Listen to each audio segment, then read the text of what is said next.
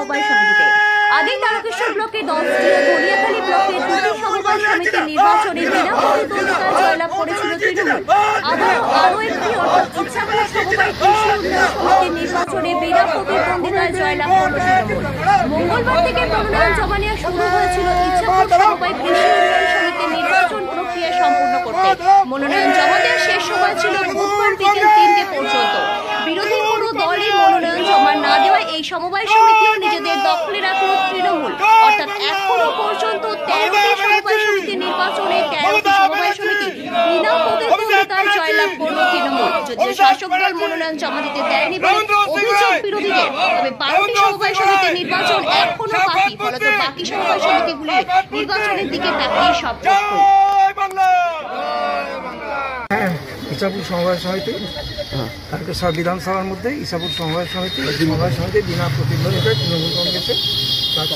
এখানে 78টা সিট ছিল, 1951 টোটাল হচ্ছে মেম্বার। এখানে 25 জনের পিছনে একজন করে, সেইটা আমাদের 78 জন এখানে নির্বাচিত হয়েছে বিনা প্রতিদ্বন্দ্বিতায় তৃণমূল কংগ্রেস। এ থেকে বোর্ড মেম্বার আসবে 9 জন, তার মধ্যে 2 জন মহিলা আসবে, একজন তপশিলি জাতি অথবা উপজাতি, 9 জনের মধ্যে। ধনিয়াখালী ব্লক তারকেশ্বর বিধানসভার মধ্যে তৃণমূল কংগ্রেসের এর আগেও 10টা নির্বাচন হয়েছে, সেখানে 10টা হয়েছে। এই তারকেশ্বরের ওইদিকে পঞ্চায়েতে, এদিকে 5টা পঞ্চায়েতে ধনিয়াখালী ব্লকে, তার মধ্যে 3টে আমাদের এখন বিনা প্রতিদ্বন্দ্বিতায় জয়লাভ করলো। সেটা হচ্ছে চৌতারা সমবায় সমিতি, রাধানগর সমবায় সমিতি আর ইচ্ছাপুর সমবায় সমিতি। আমার নাম মুন্সি সাখাওয়াত হোসেন, আমি কৃষি কর্মদক্ষ ধনিয়াখালী। মন্ত্র একটাই, মমতা বন্দ্যোপাধ্যায় তার যে কর্মযোগ্য, তার যে উন্নয়ন, বিশেষ করে আজকে কৃষক পরিবারের প্রতি, কৃষি লোন থেকে শুরু করে আজকে কৃষি যন্ত্রপাতি থেকে শুরু করে এবং কৃষি পেনশন সবেতেই মমতা বন্দ্যোপাধ্যায়ের করিমা। সেই করিমাতেই আজকে আমাদের এই ধনিয়াখালী ব্লকের আমাদের যে তারকেশ্বর বিধানসভার অন্তর্গত আমরা 3টে সমবায় নির্বাচন হলো আজকে নিয়ে, আমরা 3টেতেই বিনা প্রতিদ্বন্দ্বিতা জয়লাভ করেছি। বিরোধীরা জমা দেয়নি না, কোনো বিরোধী প্রার্থী এখানে জমা দেয়নি। আর এখানে তারকেশ্বর মানে তৃণমূলের শক্ত ঘাঁটি, তৃণমূলের দুর্জয় ঘাঁটি।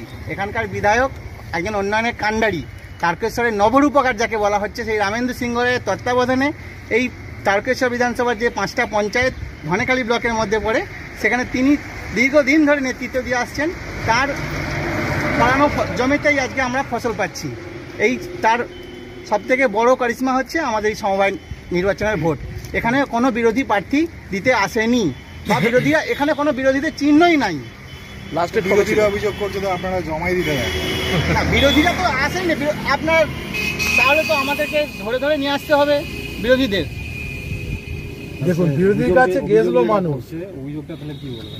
অভিযোগ মিথ্যা অভিযোগ। বিরোধীরা সেখানে গেছে মানুষের কাছে, এবং কৃষক একটাই বার্তা যে মমতা বন্দ্যোপাধ্যায় এবং তারকেশ্বর বিধানসভার বিধায়ক রামেন্দ্র সিংহ যেভাবে মানুষের পাশে আছে, কৃষকের পাশে আছে।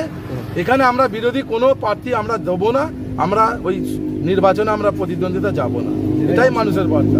কৃষকদের পাশে পায়। সিট বিন্যাসটা কি ছিল আর ভোটের এটা কি ছিল, মানে নমিনেশন জমার তারিখ কি ছিল? এখানে নমিনেশন জমার জন্য 2টো দিন ধার্য করে, 2টো দিন। আজকে শেষ দিন, আজকে বৈকাল 3টে পর্যন্ত কোনো বিরোধী প্রার্থী, গতকাল আর আজ তো কোনো বিরোধী প্রার্থী নমিনেশন করতে আসেনি। তো 78 জন ক্যান্ডিডেট, 78 জন তৃণমূলের ক্যান্ডিডেট নমিনেশন করেছে এবং তারা বিনা প্রতিদ্বন্দ্বিতায় জয়লাভ করেছে। দিব্যেন্দু বেরা। আপনার নামটা? আমার নাম প্রসেনজিৎ কুমার, আমি ধনিয়াখালী ব্লকের সহ